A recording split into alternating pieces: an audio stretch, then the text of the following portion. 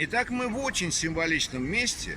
Это центр Москвы, Красная площадь. Сегодня прекрасная погода, лето. С утра прошел дождь, выходит солнышко. Но мы сегодня поговорим не о романтике, не о чем-то, что приносит радости, а о проблемах, которые принес нам коронавирус. Коронавирус – вещь противная.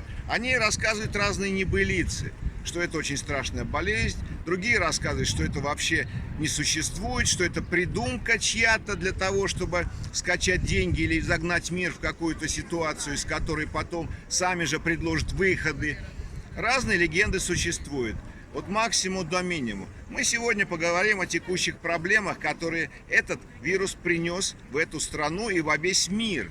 Дело в том, что коронавирус очень противная инфекция. Она не трудная, она не сложная, она не дает большой процент смертей.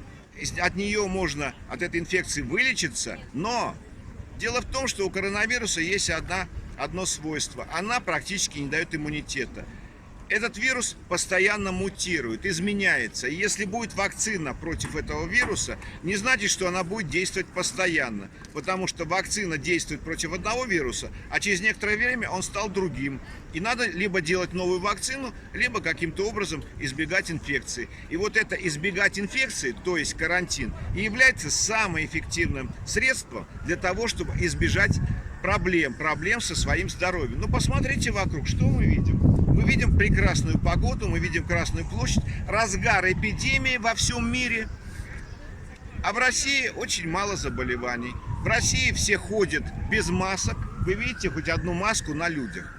Люди ходят без масок по центру города.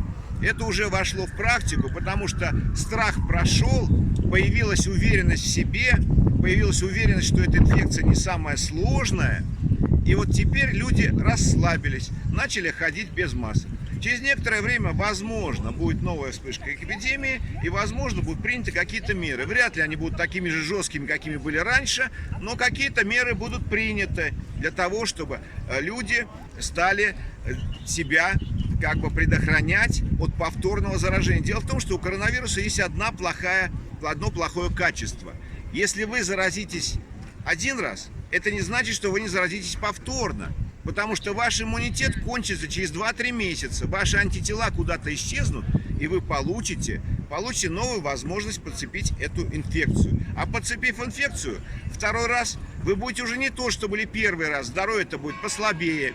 И через некоторое время, через 2, 3, 4 заражения, вы можете тихо уйти на тот свет.